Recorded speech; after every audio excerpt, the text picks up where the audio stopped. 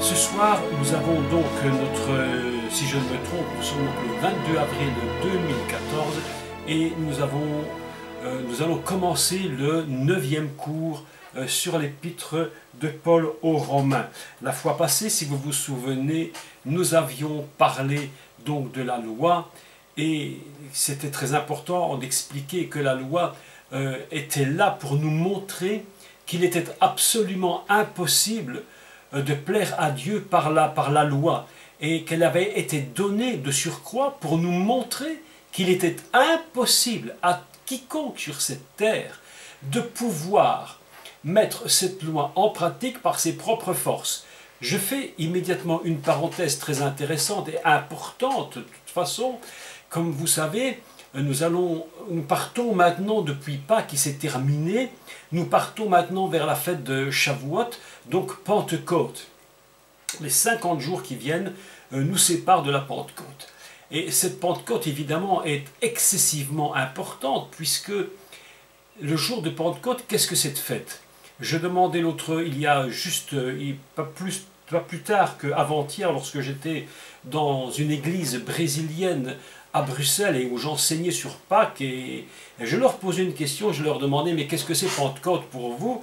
Et ils me disaient Pentecôte pour nous c'est le Saint-Esprit qui vient sur l'église. Alors tout ça est vrai, mais en l'occurrence il y a quand même si on parle de Pentecôte chez un juif, évidemment il ne va jamais vous dire que Pentecôte c'est le Saint-Esprit qui descend sur l'église. C'est absolument impossible. Pour un juif le Saint-Esprit ne descend pas pour les remplir. Pour eux, Pentecôte, c'est tout à fait autre chose. Alors, c'est important de parler de cela aujourd'hui, puisque nous allons introduire un sujet tout à fait important. Donc, qu'est-ce que c'est que Pentecôte? C'est la fête du don de la Torah. Lorsqu'on pose une question comme ça aux églises évangéliques en général, ou catholiques ou autres églises, ils n'ont que cette réponse. C'est le Saint-Esprit qui vient sur l'église. Alors qu'en réalité, à Jérusalem, le jour de la Pentecôte, au temple, on ne s'attendait pas à ce que le Saint-Esprit vienne. Ça, c'était pour les 120 qui étaient dans la chambre haute. Mais réellement, qu'est-ce que c'était le don de la... Qu'est-ce que c'était Pentecôte? C'était le don de la Torah, c'est-à-dire pourquoi le Saint-Esprit est-il venu sur les 120 qui étaient dans la chambre haute? Simplement pour leur dire, voilà ce qui manquait à l'homme pour accomplir la parole de Dieu. La loi, donc, qui était impossible par la chair, le deviendra par la puissance du Saint-Esprit. C'est pourquoi Dieu a vraiment choisi ce jour de Pentecôte pour faire venir l'Esprit sur l'Église, tout du moins sur les 120. C'est excessivement important de comprendre cela, que les 120 ont été touchés par l'Esprit pour pouvoir accomplir les œuvres qui ne sont pas possibles par la chair dans la loi. Donc, lorsque Paul nous parle de la loi, c'est très important de comprendre dans son épître aux Romains que la loi, elle a été donnée, comme je l'ai expliqué, pour montrer à tout homme sur cette terre que par la force de la chair, il est absolument impossible, mais tout à fait impossible, de pouvoir mettre en pratique cette loi et toute la puissance qui va sortir par la parole de Dieu. C'est pourquoi Dieu choisira le jour de Pentecôte.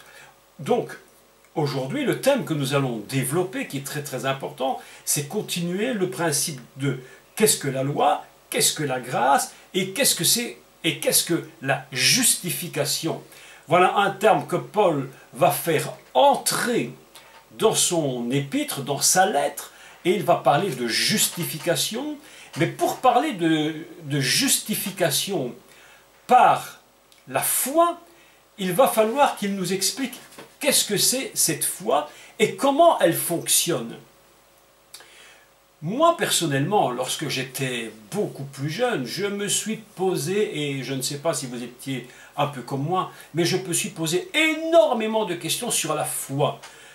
On nous prêchait la foi, on nous prêchait les miracles, comment faire des guérisons, comment faire des miracles. Et en réalité, je me disais tout le temps, mais est-ce que cette foi, est-ce que c'est possible pour moi d'avoir cette foi? Et concrètement, mais qu'est-ce que la foi? Qu'est-ce que la foi pour moi? Et je me suis débattu pendant de nombreuses années à me demander, mais qu'est-ce que c'est cette foi?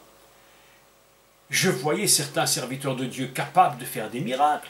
J'en voyais, et moi je me disais, mais est-ce que moi un jour je pourrais y arriver? Il a fallu des années pour que je comprenne tout simplement qu'est-ce que c'est cette foi. Donc aujourd'hui je voudrais un peu expliquer cela, et nous allons prendre ensemble donc l'épître de Paul donc, aux Romains et au chapitre 4, puisque nous sommes arrivés là, et nous allons commencer à lire ensemble, et je vais vous commenter et vous montrer quelques points très importants, quelques mystères, quelques secrets, évidemment, de la foi.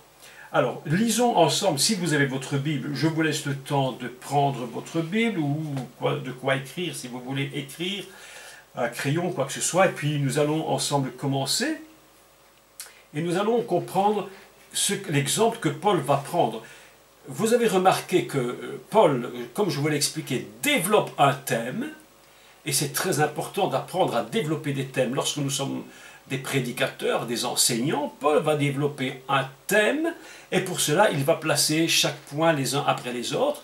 Et ici, nous sommes arrivés dans un point absolument important. Il va expliquer la foi. Et pour expliquer cette foi, il va choisir alors un exemple évidemment très intéressant, qui est l'exemple d'Abraham. Bien sûr, on me dit, il aurait pu choisir un autre exemple, il aurait pu choisir Noé, il aurait pu choisir qui il voulait. Mais il choisit expressément Abraham, me semble-t-il, parce qu'il veut prendre l'exemple d'un niveau de foi excessivement élevé et qui lui-même va engendrer. C'est par la foi qu'il va engendrer une vie, c'est-à-dire celle d'Isaac, uniquement par la foi, parce que tout prouve qu'il est absolument impossible d'avoir l'exaucement de la promesse. Tout est contre lui, tout est contre Sarah, il n'y a rien qui fonctionne normalement, et Dieu leur fait une promesse, mais comment cette promesse est-elle possible? Rien ne fonctionne, il est vieux, elle est vieille, rien ne marche. Je me dis ceci, c'est que souvent Dieu nous donne des promesses et nous nous disons, mais rien ne fonctionne. D'apparence, tout est contre nous. On aimerait tellement que les choses soient plus simples, mais voilà que nous avons besoin de la foi. Laissez-moi vous dire qu'on n'a jamais besoin de foi pour les choses qui sont faciles, qui sont à notre portée et que nous pouvons faire nous-mêmes. Je n'ai pas besoin de foi pour avoir 100 € si j'ai 100 €. Mais si je n'en ai que 100 et que j'en ai besoin de 1000 ou 10 000, là j'ai besoin d'exercer ma foi. C'est-à-dire que tout est contre moi, mais la foi justement, elle va vaincre ce qui est contre nous et contre les éléments qui vont je dirais, s'opposer à nous. Les forces contraires qui viennent contre nous seront absolument maîtrisées, et même plus que maîtrisées, elles vont être parfois même complètement annihilées par la foi. Qu'est-ce que c'est cette foi? Ici, Paul va faire un exemple extraordinaire, puisqu'il va comparer la foi d'Abraham, qui va engendrer un fils quand tout est impossible, avec la nouvelle naissance. Alors, c'est extraordinaire, parce qu'il est question de deux naissances, celle d'Isaac et la nouvelle naissance, c'est-à-dire ce que Jésus disait à Nicodème, il faut que tu naisses de nouveau, ce qui d'ailleurs étonnait Jésus, enfin l'étonnait peut-être pas tout à fait, mais il va dire à Nicodème, comment toi tu es docteur et tu ne sais pas ces choses? Non. Alors, voilà ce que Paul va faire, il va comparer. Et ça c'est formidable, la foi d'Abraham qui va engendrer Isaac, et la foi d'Abraham, et notre foi à nous, qui va permettre que nous trouvions une nouvelle naissance, une naissance, quelque chose d'absolument différent de ce que nous ne pouvions imaginer. Alors lisons le texte ensemble et nous allons essayer tout doucement de décortiquer verset par verset, et nous avançons tout doucement dans les points excessivement importants de l'Épître aux Hébreux. Lisons à partir du chapitre 4 et du verset 1, si vous le voulez bien, et je vais lire directement dans ma Bible, et vous pouvez suivre avec moi, bien entendu, c'est excellent. Que dirons-nous donc d'Abraham, notre Père, selon la chair, a obtenu? Selon la chair. Donc, la première chose que Dieu nous dit, c'est qu'Abraham est un homme de chair. Ce n'est pas un homme qui a, je dirais, une apparence spirituelle qui dépasse toutes les limites. Non, c'est un homme de chair. Il est comme nous sommes comme lui, il n'y a pas de différence. Il a aussi des obstacles, et il va expliquer la position d'Abraham. Si Abraham a été justifié par les œuvres, il a sujet de se glorifier, mais non devant Dieu. Autrement dit, si nous trouvons la justification dans quoi que ce soit que nous fassions pour plaire à Dieu, bien, nous n'avons besoin que de nous-mêmes et de nous justifier, de nous glorifier nous-mêmes. C'est pourquoi Paul va faire ici tout de suite intervenir un thème fondamental dont nous avions déjà parlé ensemble et qui est la circoncision. Et là, je vais faire une parenthèse très importante parce que beaucoup pourraient croire que c'est parce que la circoncision est un signe pour les Juifs qu'eux ont un statut particulier par rapport à la foi. Alors Paul va dire clairement, la circoncision n'a strictement rien à voir avec la foi, qui est la foi basique, si je puis dire, d'Abraham. La circoncision ne sera que le signe qu'il a cru, et non pas, c'est pas parce qu'il a la circoncision qu'il va croire. Mais il est circoncis parce qu'avant d'être circoncis, il a cru.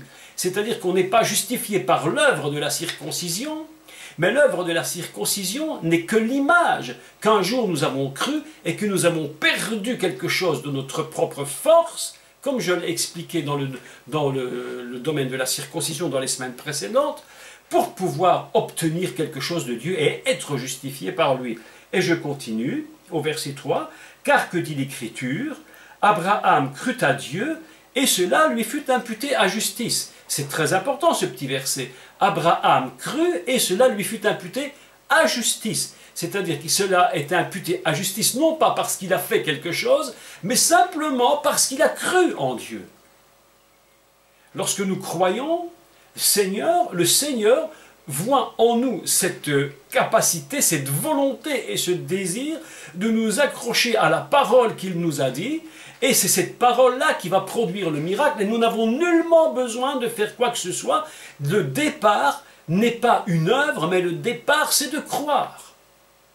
C'est excessivement important de comprendre que nous ne serons jamais justifiés par aucune œuvre, nous ne sommes même pas justifiés devant Dieu par les offrandes que nous pouvons faire, nous ne sommes pas justifiés par des prières, nous ne sommes pas justifiés par des louanges, nous sommes justifiés par rien du tout de tout cela. Cela, ce ne sont que des résultats des choses que nous avons crues dès le départ. C'est ça la foi. Je crois. Et je n'ai besoin de rien faire pour croire, j'ai simplement besoin de m'accrocher à lui et de dire, Seigneur, ce sentiment qui est en moi de foi, puisque la foi, réellement, c'est quoi? C'est un sentiment qui naît en nous parce que nous avons entendu une parole.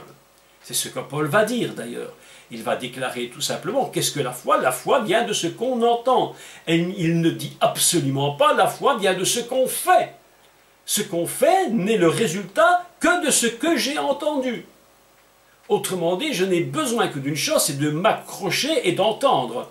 Je vous avais dit précédemment, dans les cours, je crois précédents, que le judaïsme n'est pas une religion d'image, c'est une religion de parole. Et quand je dis religion, c'est un très mauvais mot. C'est une connexion qui est par la parole. Les Égyptiens et d'autres religions, quelles qu'elles soient d'ailleurs, sont souvent, très souvent, mais même tout le temps d'ailleurs, des religions qui s'accrochent à l'image. Vous pouvez regarder quelles que soient les images, le catholicisme, les orthodoxes, et l'hindouisme, le bouddhisme s'accrochent à l'image. Nous, nous accrochons à ce que nous entendons. D'ailleurs, Jésus va le dire clairement, je ne dis que ce que j'entends. Je n'ai pas besoin d'autre chose. J'entends, donc je le dis.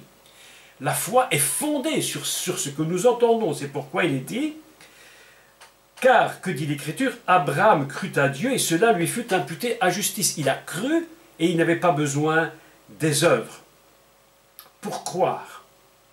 Et Dieu, voyant qu'Abraham était complètement accroché et que sa force en lui, que son désir profond, que ce sentiment qui était en lui, puisque la foi est un sentiment qui ne peut pas bouger, Dieu l'a dit, ça ne peut pas être autrement. Parce que ce qu'il dit, je vous rappelle le cours de Torah que j'ai donné il y a déjà des mois, et c'est une notion fondamentale, c'est que ce que Dieu dit est instantanément accompli pour lui. Il n'y a pas de différence entre la parole et la chose. Vous vous souvenez que je vous avais enseigné que le verbe hébreu dabar, qui veut dire parler, dabar veut également dire la chose. Autrement dit, pour Dieu, parler et la chose sont absolument identiques. Il n'y a pas d'espace entre les deux. Il n'y a pas de temps qui passe. Lorsque Dieu dit, c'est déjà la chose. C'est quelque chose d'absolument important. Et voilà que la foi va s'accrocher littéralement à ce que Dieu dit. Autrement dit, parce que cette parole que j'ai entendue est venue en moi et qu'elle est inébranlable en moi, automatiquement, la chose est là. Qu'importe que ça prenne du temps, que ça aille vite, que ça aille lentement, que le temps passe, ou qu'importe. Dieu l'a dit, la chose est certaine, elle s'accomplira. Pour Abraham, c'est ça que Dieu aimait chez Abraham, c'est qu'il a cru dans la promesse. Il savait que Dieu avait promis et que la chose ne pouvait pas être autrement que ce qu'il avait dit. Parce que lorsque Abraham entend la parole, il sait que la parole, c'est la chose. Alors je continue. Car que dit l'Écriture? Que dit l'Écriture? C'est-à-dire la Torah, le livre de Béréchit, la Genèse, le commencement, puisque la foi, c'est le commencement. Il n'y a pas de foi sans le commencement. La foi, c'est le commencement de toute chose. Nous ne pourrons jamais obtenir quelque chose sans la foi, puisqu'elle est le commencement. Or, je reprends verset 3, car que dit l'Écriture? Abraham crut à Dieu et cela lui fut imputé à justice. Or, à celui qui fait une œuvre, le salaire est imputé non comme une grâce, mais comme une chose due. Évidemment, puisque un ouvrier qui travaille, on lui paye son salaire. Pourquoi? Parce qu'il a travaillé. Donc, le résultat de son salaire, c'est le résultat de son travail. Alors qu'ici, Paul nous dit, ben non, la foi, c'est autre chose. Je ne te demande rien à faire, je te demande seulement de croire. C'est là toute la difficulté du croyant. C'est là toute la difficulté que moi, personnellement, j'ai eue pendant des années, d'arriver à me dire, mais si Dieu l'a dit, ça ne peut pas être autrement que ce qu'il a dit. Que je fasse ou rien, ou quoi que ce soit, qu'importe ce qu'il a dit, je dois être certain que ce qu'il a dit s'accomplira, et je n'ai besoin de rien d'autre, absolument rien d'autre. Ce n'est donc pas une chose qui m'est due, c'est simplement la grâce. La foi est fondée sur un principe qui s'appelle la grâce. Je ne mérite rien, mais Dieu me fait grâce d'obtenir quelque chose simplement, et c'est là la puissance de la foi, de croire que ce qu'il a dit va s'accomplir. Le monde est fondé sur les œuvres, Dieu n'est pas fondé sur les œuvres. Dieu est fondé uniquement sur ce qu'il dit. Parce que je vous répète une fois encore que ce qu'il dit, c'est la chose qui est déjà accomplie. N'oubliez jamais ce verbe dabar. Dabar, c'est la parole et c'est la chose. C'est ça absolument qui est extraordinaire chez Dieu et que pour nous, êtres humains de chair ici-bas, nous avons tellement de peine parfois à comprendre cela. C'est tellement difficile dans notre intelligence minimum basique de comprendre de tels niveaux et comment Dieu peut nous donner simplement parce que nous croyons. C'est absolument extraordinaire. Nous ne pouvons pas obtenir par les œuvres. C'est ce que Paul va dire et nous allons continuer. Or, à celui qui fait une œuvre, le salaire est imputé non comme une grâce, mais comme une chose qui lui est due, parce qu'il fait une œuvre. Il y a celui qui ne fait point d'œuvre, mais qui croit. En celui qui justifie l'impie, sa foi lui est imputée à justice. Autrement dit, l'homme n'est pas droit, il n'est pas juste, il est sûrement impie, comme c'est écrit, mais il croit que ce que Dieu dit est vrai, et qu'importe les circonstances, il le sait, il le croit, donc Dieu est satisfait, et aucune œuvre ne pourra jamais satisfaire Dieu. Ce qu'il veut, c'est simplement que nous croyons. Et Abraham est dans ce cas. Et nous continuons. D'ailleurs, il le dit, de même, David exprime le bonheur de l'homme à qui Dieu impute la justice sans les œuvres. Vous vous imaginez. Je pense à tous les musulmans qui croient qu'un jour ils seront devant Dieu, et que devant Dieu il y aura une balance, et Dieu va prendre les œuvres bonnes, les mettre dans une balance, les œuvres mauvaises dans l'autre balance, et d'après le côté où la balance va pencher, alors ils seront avec lui ou ils seront perdus pour l'éternité. Mais vous imaginez quelle angoisse au moment de mourir, s'il faut mourir au moment où ils vont se trouver devant Dieu, de se demander, mais est-ce que j'ai fait assez de bonnes œuvres pour être sauvé? Ou est-ce que je n'en ai pas fait assez, je serai perdu pour l'éternité? L'angoisse est terrible. Voilà l'islam, voilà beaucoup de religions. Voilà ce que enseigne l'homme qui ne connaît pas la grâce. Une balance terrible. Où va pencher le plateau? Du bon ou du mauvais côté? Ça, c'est leur théorie. Mais la Bible nous dit, heureux ceux dont les iniquités sont pardonnées et dont les péchés sont couverts. Et ici, Paul est en train de rentrer par cette parole de David dans un domaine absolument extraordinaire qui est le domaine de la nouvelle naissance. Les péchés sont couverts, les péchés ont été recouverts. Vous vous souvenez, vous connaissez d'ailleurs, parce qu'on n'a plus l'occasion encore d'en parler, mais vous connaissez évidemment le tabernacle. Et dans le tabernacle, évidemment, il y a l'arche de l'alliance. L'arche de l'alliance est absolument un objet absolument extraordinaire. Parce que le couvercle de cette arche, en hébreu, s'appelle kaporet. Kaporet, c'est un mot, c'est une racine hébraïque de 3 mots qui vient et avec laquelle on a formé un autre mot qui est Kippour. Et vous savez comme moi qu'il y a une fête en Israël qui s'appelle Yom Kippour. Qu'est-ce que c'est le Yom Kippour? Certains disent que c'est le grand pardon. Réellement, Yom Kippour, ça veut dire le jour où c'est couvert. Le jour où Dieu couvre. Et ce couvercle du tabernacle porte le nom de cette fête. Yom Kippour. Kaporet, c'est la même racine exactement. Heureux ceux dont les péchés ont été couverts. Là, l'apôtre Paul est en train de retourner dans les textes donc, de la Torah. Il est en train de retourner dans la pensée davidique, donc, qui lui-même connaît très bien de ce dont il s'agit. Heureux sont dont les péchés sont couverts.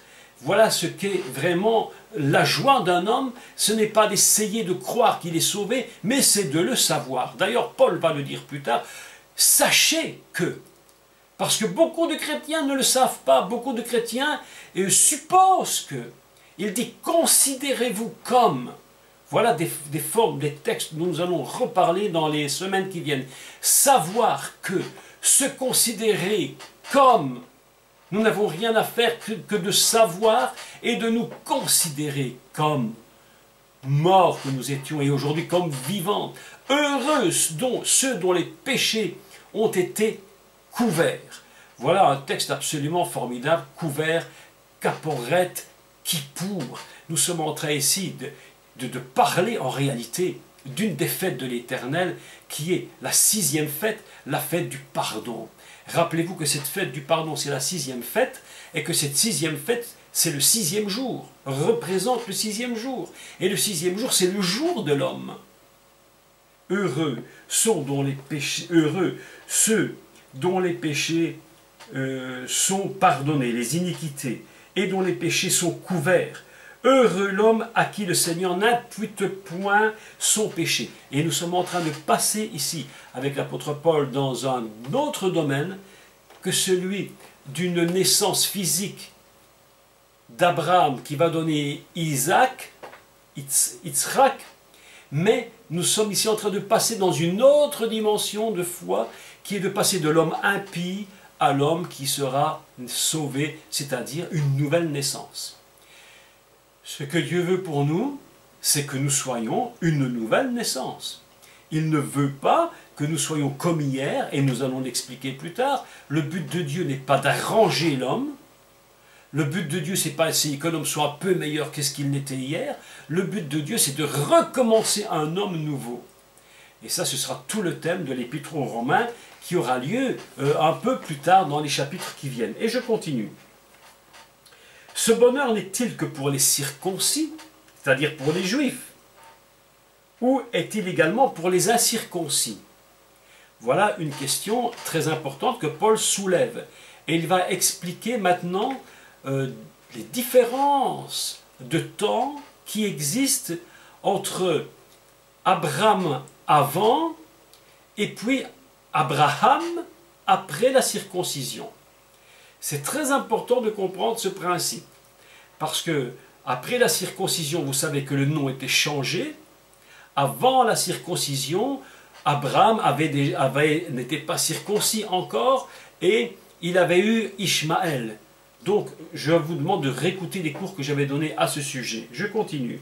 Ce bonheur n'est-il que pour les circoncis ou l'est-il également pour les incirconcis, c'est-à-dire tous les non-juifs? Voilà. Car nous disons que la foi fut imputée à justice à Abraham. Voilà tout ce que le monde dit. Croyants, juifs, chrétiens, même musulmans à la limite, ils le savent aussi, puisqu'ils fondent leur religion sur Abraham, puisqu'ils disent Abraham est notre père, puisqu'il a engendré Ishmaël et nous sommes venus de lui. Donc, ces trois grandes religions le savent. Ce bonheur n'est-il que pour les circoncis ou est-il pour les incirconcis? Car nous disons que la foi fut imputée à justice à Abraham, mais quand fut-elle imputée à justice? Et voilà ce que Paul va nous révéler et qui est très important. Était-ce après ou avant sa circoncision? Et il va expliquer. Il n'était pas encore circoncis, il était incirconcis. D'accord? Et il reçut le signe de la circoncision comme sceau de la justice qu'il avait obtenu par la foi quand il était incirconcis, afin d'être le père de tous les incirconcis qui croient, pour que la justice leur soit aussi imputée. Et le père des circoncis, qui ne sont pas seulement circoncis, mais encore qui marchent sur les traces de la foi de notre père Abraham quand il était incirconcis. Je m'explique parce que le texte est vraiment confus quand on le lit comme ça. Je parlais il y a quelques années de ce texte et puis je demandais à mes étudiants d'expliquer cela et se mélanger dans toutes ces questions de circoncis, d'incirconcis, avant, après. C'était une complication impossible. Donc il faut l'expliquer mot par mot. L'apôtre Paul explique, avant même d'être circoncis, Abraham, puisqu'il était Abraham, avait été justifié par la foi. Il n'a pas eu besoin de circoncision pour croire. Il n'a pas besoin d'œuvre de circoncision, qui pourtant est tellement important dans le cœur d'un juif. Paul précise qu'il n'avait pas besoin de ça pour croire, et puisqu'il n'était pas circoncis, il dit, ben évidemment, si vous n'êtes pas juif, normalement, si vous êtes dans une religion quelle qu'elle soit, normalement, on n'est pas circoncis, à part les musulmans qui se circoncisent, mais normalement, il n'y a pas de circoncision. Alors il dit, qu'importe que vous soyez circoncis ou non, puisque de toute façon, Abraham a cru avant d'être circoncis. Et sa circoncision n'était que le signe qu'il avait véritablement cru. Autrement dit, c'est ce qu'il dit.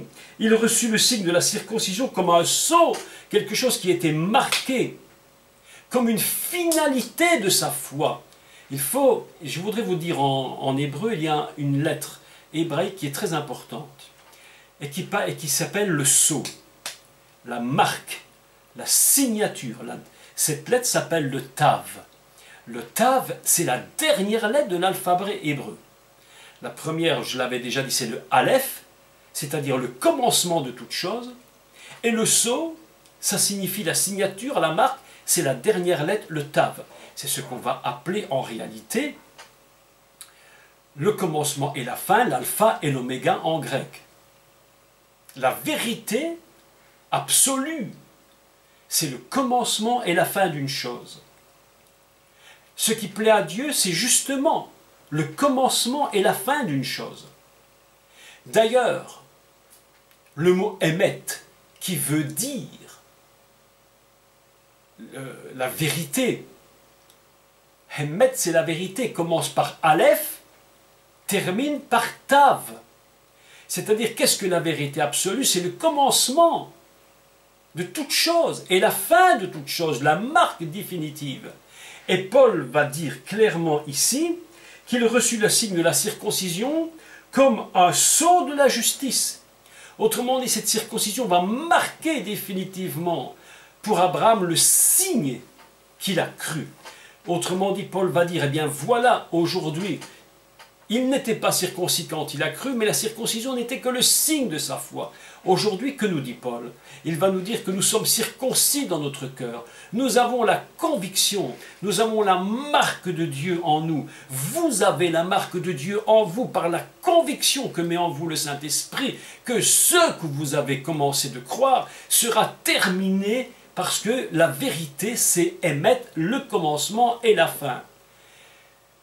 Je devrais normalement, dans le courant du mois de mai, faire une conférence très importante sur qu'est-ce que la vérité. On se pose parfois qu'est-ce que la vérité. En réalité, c'est un sujet qui est beaucoup plus complexe qu'on imagine. Et voilà que Paul dit, il reçoit donc la marque, c'est-à-dire le signe définitif qu'il a cru. Paul sait maintenant que quelque chose va se produire de façon définitive, quoi qu'il arrive, la vérité absolue de ce qu'il a cru va se manifester. Il reçut le signe de la circoncision comme un sceau, une marque définitive de ce qui est juste de croire. Mes amis, je vous dis ceci qui m'écoutez. Si tu as commencé de croire, eh bien, dans ton cœur, tu dois recevoir la marque définitive, le tav, le signe, la signature, le sceau définitif que ce que tu as cru, tu vas le recevoir. Ne doute jamais une seule seconde. Et cette foi dont il parle, Paul est en train de la développer parce qu'il va nous expliquer maintenant que cette foi est absolument indispensable. Ce commencement et cette fin de vérité est absolument indispensable pour que nous puissions comprendre l'œuvre messianique qui fera de nous des hommes qui seront nés de nouveau, transformés à tout jamais. Il y a beaucoup de chrétiens, je vous dis la vérité, qui n'ont pas compris quelle est véritablement l'œuvre du Mashiach. Ils essayent d'être meilleurs par eux-mêmes. Et ils sont contents lorsqu'ils se disent « Tiens, aujourd'hui, j'étais un peu meilleur qu'hier. » Mais peut-être demain, tu seras un peu moins bon qu'aujourd'hui. Donc, vous comprenez bien que tout ce système de raisonnement n'est pas juste. Il faut, à un moment donné, que cette foi nous transcende, nous élève à un tel niveau absolument inimaginable de hauteur, pour que nous puissions comprendre véritablement l'œuvre du Messie. J'ai prêché dimanche soir dans une église à Bruxelles, une église brésilienne. Je leur ai dit, mais est-ce que vous comprenez réellement qu'est-ce que l'œuvre du Messie qui nous libère? Est-ce que vous êtes prêts à courir vers la promesse? Le peuple d'Israël sort d'Égypte et Dieu leur dit, mais courez, n'attendez pas le temps qui passe, mais partez, partez. De l'autre côté, il y a la promesse. Mes amis, c'est ça la nouvelle naissance. Un commencement nouveau, une fin, une vérité divine. Le commencement et la fin, le sceau de la vérité et de la justice. Donc je continue. Il avait obtenu par la foi quand il était incirconcis, afin d'être le père de tous les incirconcis. Mes amis, vous le savez, Abraham n'était pas juif. Le peuple d'Israël n'était même pas existant à l'époque. Ces choses-là n'étaient pas encore sur terre. C'est par la suite seulement qu'Israël va venir, que le réceptacle d'Israël va exister pour contenir les forces du Messie, la personne même du Messie. Mais Abraham, lui, n'était pas juif. C'est pourquoi il dit, c'est au moment où il n'était absolument pas juif, même incirconcis, qu'il est devenu le Père de chacun d'entre nous. C'est pourquoi il avait la foi avant la circoncision. C'est ce que Paul nous explique. Et il reçut le signe de la circoncision comme un sceau de la justice qu'il avait obtenu par la foi quand il était incirconcis, afin d'être le Père de tous les incirconcis qui croient, pour que la justice leur soit aussi imputée. Autrement dit, nous tous, et je pense que nous ne sommes pas juifs, peut-être, je ne sais pas, il y en a qui vont m'écouter certainement sur Internet et qui sont juifs, mais la plupart ne le seront pas. Mais à cause d'Abraham, qui était dans la foi, une foi totale, et qui n'était pas circoncis, eh bien à cause de cela, il est considéré aussi comme notre Père. Et le Père des circoncis, qui ne sont pas seulement circoncis, mais qui se marchent sur les traces de leur foi de notre Père Abraham quand il était incirconcis. Autrement dit, même les Juifs, eux-mêmes sont englobés dans ce système. Il faut qu'ils croient afin de faire des œuvres. Et là, il y a tout un problème qui se pose, puisque la religion hébraïque est beaucoup basée sur les œuvres, sur accomplir les mitzvot. Vous imaginez ce que représente cela? Et il y a une parole que Jésus va dire qui est absolument extraordinaire d'ailleurs et qui était assez mal comprise, je crois. C'est lorsqu'on cite ces paroles du Messie, où il dit « Venez à moi, vous tous qui êtes fatigués et chargés, et je vous donnerai du repos. » Qu'est-ce que nous enseignons en général? Et c'est toujours ce que j'ai entendu depuis des années, dans nos églises, là où j'étais à l'église. Si vous avez des fardeaux, si vous êtes fatigué, la vie vous tracasse, les soucis, les problèmes, venez à moi, vous serez libérés. Mais concrètement, mes amis, ce n'est pas de ça que Jésus parle. Si nous écoutons bien ce qu'il dit, à qui il le dit, de quoi parle-t-il?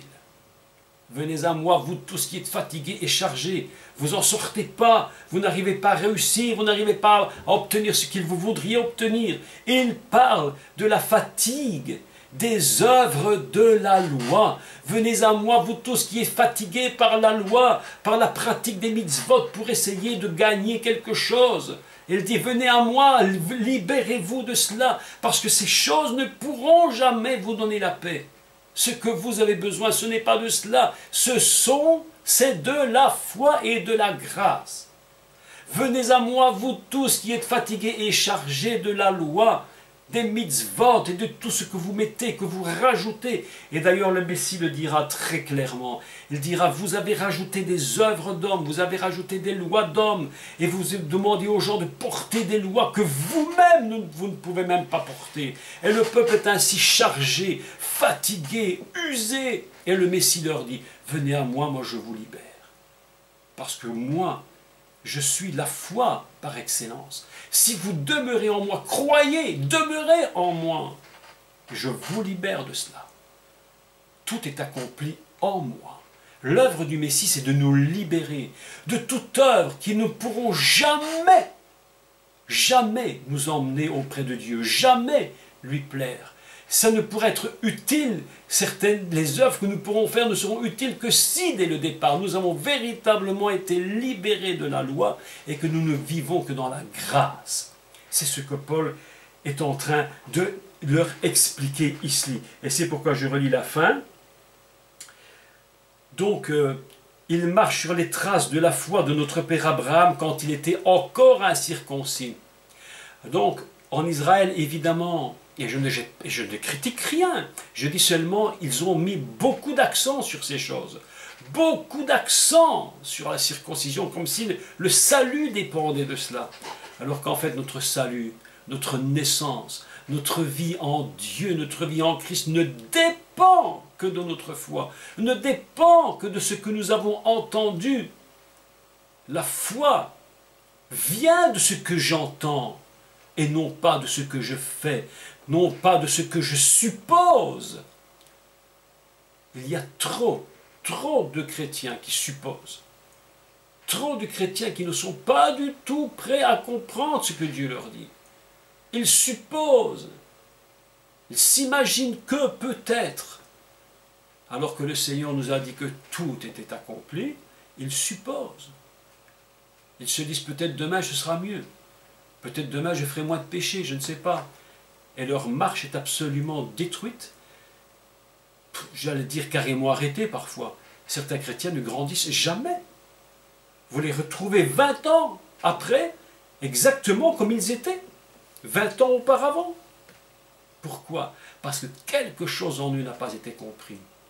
Quelque chose en eux n'a pas été saisi. C'est cela que Paul essaie d'expliquer à ces Romains. Il leur dit, mais attention, ne vous lancez pas dans toutes sortes de systèmes qui ne servent à rien pour votre justification. Vous n'avez besoin que d'entendre ce que Dieu vous dit. Et je vais vous expliquer maintenant tout ce qu'il dit. C'est ce qui va se produire dans les chapitres qui suivent. Et au verset 13, en effet, ce n'est pas par la loi que l'héritage du monde a été promis à Abraham ou à sa postérité. Voici maintenant qu'il va basculer dans un autre domaine. Ce n'est plus seulement de la circoncision dont il s'agit, parce que dès le départ, la circoncision n'était même pas dans les 10 commandements, puisqu'il n'avait pas encore été donné ces 10 commandements. Mais s'il parle de la loi, écoutez, si je relis le texte, en effet, ce n'est pas par la loi, donc par tout ce qu'il faut faire, tous les efforts de l'homme, que l'héritage du monde a été promis à Abraham ou à sa postérité. C'est par la justice de la foi. La foi. Voilà ce qu'est la vérité. La vérité, c'est que nous devons seulement avoir la foi dans ce que Dieu a déclaré. Uniquement ce qu'il m'a dit. Qu'est-ce qu'il a dit? Qu'est-ce que Dieu m'a dit? Qu'est-ce que sa parole a déclaré? Abraham n'avait rien à se raccrocher. Écoutez-moi bien. Il n'avait aucune règle, aucune loi. Abraham n'avait pas reçu ni les 10 commandements. Abraham n'avait pas été à la montagne, au buisson ardent, comme Moïse y a été. Abraham n'avait pas toutes ces choses. Il n'avait rien du tout de cela. C'est plus tard qu'est venue la loi. Donc Abraham était libre. Il n'y avait qu'une chose à laquelle il pouvait s'accrocher, c'était la foi. Je répète donc que lorsque la loi a été donnée, elle a été donnée pour nous faire comprendre que sans la foi, il est impossible de plaire à Dieu et que les œuvres de la loi sont impossibles à accomplir par la chair. Autrement dit, il va falloir absolument saisir cette vérité, absolument indispensable pour plaire à Dieu. Je n'ai besoin comme Abraham que d'une chose, c'est de croire en ce qu'il m'a dit. Et je sais que Dieu a parlé à chacun d'entre vous dans certains domaines. Est-ce que vous êtes capable de croire et de dire, Seigneur, ce que tu as dit me suffit. Je n'ai besoin de rien d'autre. Je suis surpris. Depuis tant d'années que je prêche, ça fait maintenant, j'ai maintenant plus de 40 années que je prêche l'évangile dans le monde. Plus de 40 années. J'ai été surpris pendant toutes ces années de voir combien les croyants ont besoin de toujours avoir des convictions et des confirmations, pas des convictions, des confirmations d'une promesse que Dieu leur a faite, et puis d'une deuxième confirmation et d'une troisième. Et les chrétiens me disaient souvent, ah, Dieu m'a confirmé, mais s'il t'a confirmé, mais sois content. Et puis ils reviennent quelque temps plus tard, ah, j'ai de nouveau une confirmation. Mais où est ta foi? Pourquoi tu as besoin de 1000 confirmations? Si te l'a dit une fois, mais saisis-toi de cette foi uniquement. Une fois suffit pour que tu crois. Tu n'as pas besoin de 10, 15, 20 fois. Plus tu as besoin de confirmation, plus tu prouves que tu ne crois pas. Plus tu prouves que tu ne sais pas. Plus tu prouves que tu n'as pas compris ce que Dieu t'avait dit. Confirmation sur confirmation. J'ai expliqué l'autre jour dans une église où j'étais ici en Belgique. Lorsque Moïse, à un moment donné, a douté, il se posait des questions. Et il va partir avec le peuple d'Israël et il se pose une question. Il dit, mais Dieu, mais est-ce que c'est vraiment toi, Elohim? Est-ce que c'est toi, Hachem, qui m'a dit de partir avec ce peuple? Mais est-ce que c'est vraiment toi? Donne-moi une preuve que c'est toi. Et Dieu va lui répondre quelque chose d'absolument extraordinaire. Il va lui dire, Moïse, lorsque tu verras le peuple adorer sur la montagne, tu sauras que c'est moi qui t'ai appelé. Ne me demande jamais autre chose. Ne me demande aucune confirmation en plus. Tu n'as besoin de rien du tout. Tu n'as besoin que d'une chose, c'est de savoir que ce que je t'ai dit s'accomplira. Mais bien aimé, Dieu, pourquoi Dieu a-t-il parlé à Moïse comme cela? Est-ce que vous pouvez me répondre à cela? Je vais vous donner une réponse qui me semble être assez honnête. Si Dieu avait donné une confirmation à Moïse, Dieu aurait constaté que Moïse n'était pas dans la foi totale. Et si Moïse avait une confirmation de Dieu, il aurait pu en demander une troisième, et pourquoi pas une quatrième, et comme les choses étaient en train de s'empirer, et que le peuple était en train de, passez-moi l'expression, de râler non-stop, à un moment donné, Moïse va dire, mais si ça continue, ils vont me lapider. Mais non! Dieu lui dit, Moïse, je ne te donnerai aucune confirmation, je veux que tu saches que ce que je t'ai dit une fois est suffisant pour que tu croies jusqu'au bout. Et lorsque tu verras le résultat, tu sauras que c'est moi qui t'ai dit de le faire. Mes amis, je vous dis une vérité, il serait plus que temps que nous comprenions cette vérité. Tu n'as pas besoin de confirmation, tu as seulement besoin de comprendre une fois ce que Dieu t'a dit et que cela te suffise. Abraham n'avait ni la loi, il n'avait absolument même pas, il ne connaissait même pas, vous pouvez comprendre cela, même pas le nom suprême du divin, il ne connaissait pas. C'est Moïse qui a eu la révélation qu'il s'appelait le tétragramme, le nom au-dessus de tout nom que nous appelons nous l'Éternel, que les Juifs ne prononcent pas, mais Abraham ne l'avait même pas cela. Il n'avait qu'une chose, il savait que le divin lui avait parlé et que ça devait lui suffire. Moi, une chose que j'ai fait dans ma vie, je le dis très sincèrement, je n'ai jamais demandé à Dieu de me confirmer mon ministère ou mon appel, parce que je sais et j'ai toujours su que dans mon cœur, Dieu m'avait appelé. Et ça m'a toujours suffi. Et cette seule parole, ce seul appel de Dieu dans ma vie m'a tellement pénétré en moi, m'a tellement envahi que j'ai toujours dit, Seigneur, peut-être je souffre, peut-être les gens ne veulent pas m'entendre, peut-être je suis rejeté à droite, d'autres me reçoivent, d'autres ne veulent pas de moi, mais qu'importe, je sais que ce que mon Dieu a dit, pour moi, s'accomplira inévitablement. C'est impossible autrement. D'abord, sa parole, c'est la chose. Ce qu'il m'a dit pour Dieu est déjà accompli. Mais bien aimés, voilà ce que je voulais aujourd'hui vous dire. Cette introduction de Paul est absolument fantastique.